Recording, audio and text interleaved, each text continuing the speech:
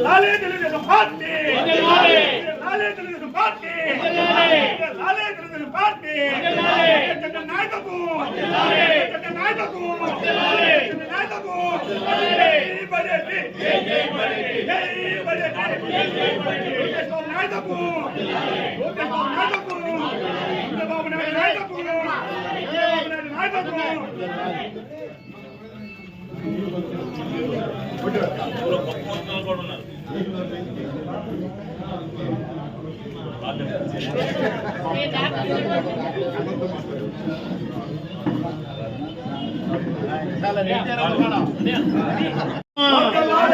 లోకేష్ గారి నాయకత్వం లోకేష్ గారి నాయకత్వం బడేటి నాయకత్వం బడేటి నాయకత్వం బడేటి నాయకత్వం జోహార్ బుజ్జన్న జోహార్ బుజ్జన్న జోహార్ బుజ్జన్న.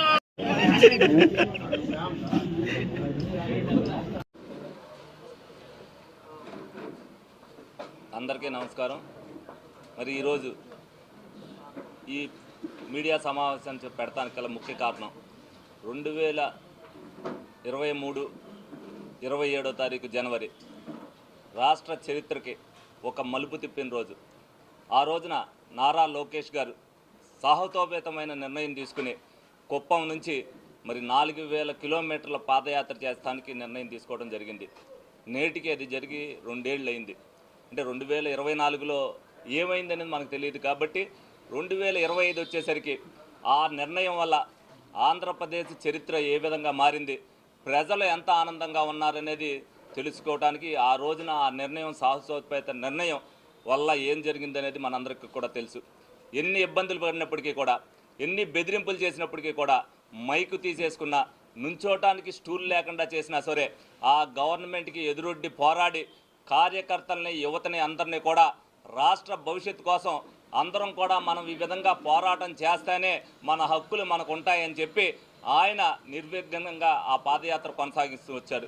అనేక మంది అనేక చోట్ల నుంచి ఏ జిల్లాలో జరిగినా కూడా అన్ని జిల్లాల్లో నుంచి వెళ్ళి మహిళలు కానీ యువత కానీ అందరూ కూడా ఆయనకి ఏ విధంగా మన అందరం కూడా సహకరించాం అనేది అందరికీ కూడా తెలుసు. అదేవిధంగా మరి ఆయన పాదయాత్ర ఆగట్లేదన్న ఉద్దేశంతో మరి గౌరవనీయులు ముఖ్యమంత్రి చంద్రబాబు నాయుడు గారిని ఆ రోజున ఏదైతే ప్రతిపక్ష నాయకుడిగా ఉన్నారో ఈయన్ని అరెస్ట్ చేస్తే ఆయన పాదయాత్ర ఆపేస్తారన్న ఉద్దేశంతో దొంగ కేసు బనాయించి ఏ విధంగా అరెస్ట్ చేసి ఈ పాదయాత్రకు ఆటంకం కల్పించాలని అయినప్పటికీ కూడా బెయిలు రాకపోయినా సరే నా పాదయాత్రను నేను కొనసాగిస్తానని చెప్పి మరి అటు తండ్రి కోసం ఏదైతే తిరుగుతూ ఒక పక్క కార్యకర్తలను ఉత్సాహపరుస్తూ మరి ఆ పాదయాత్రని ఏదైతే మరి శ్రీకాకుళం జిల్లాలో ముగింపు చేశారో ఆ రోజున అక్కడి నుంచి సందేశం యువతకి ఏమని ఇచ్చారనేది అందరం కూడా చూసాం.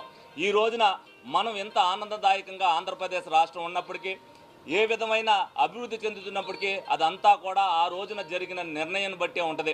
ఆ రోజున లోకేష్ గారు ఆ నిర్ణయం తీసుకోకుండా ఉంటే యువతకి ఏం జరుగుతుందనేది తెలిసేది కాదు.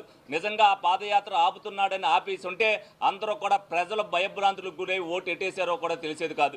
కానీ పోరాట స్ఫూర్తితో ఆయన ఏదైతే చేశారో అది ప్రజలందరికీ లోకేష్ గారి ధైర్యోత్సాహానికి ఈ రోజున మనందరం కూడా ఆంధ్రప్రదేశ్ ప్రభుత్వం, ఆంధ్రప్రదేశ్ ప్రజలందరూ కూడా ఆయనకు కృతజ్ఞతలు తెలుపుకోవాల్సిన అవసరం ఎంతైనా ఉంది. ముందుగా ముఖ్యంగా మా ఏలూరు నియోజకవర్గ తరపు నుంచి కార్యకర్తలు కానీ నాయకులు కానీ ఆయన ఆ రోజున తీసుకున్న నిర్ణయానికి ఈ రోజున ప్రత్యేక ధన్యవాదాలు, కృతజ్ఞతలు తెలుపుకుంటున్నాం.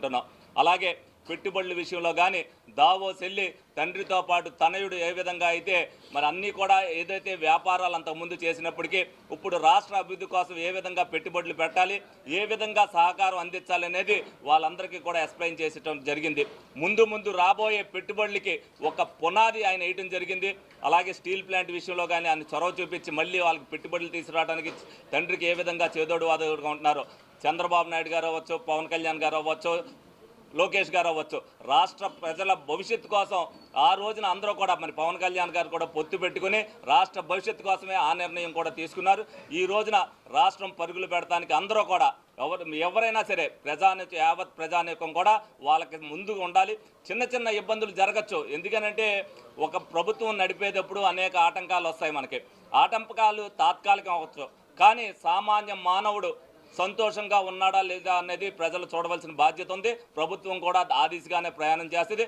దాంట్లో కొన్ని అవంతరాలు ఎదురైనప్పటికీ కూడా ప్రజలు దాన్ని గమనించుకుని ప్రజలందరూ కూడా ఈ ప్రభుత్వానికి సహకరించాలని సందర్భంగా తెలియజేసుకుంటూ మరొక్కసారి లోకేష్ గారికి ఆ పాదయాత్రను గుర్తు చేసుకుంటూ మా కార్యకర్తలు కానీ యువత కానీ నాయకులందరూ కూడా ఆయనకు కృతజ్ఞతలు ధన్యవాదాలు తెలుపుకుంటున్నామని ఈ సందర్భంగా మీ అందరికీ కూడా తెలియజేయడం జరుగుతుంది.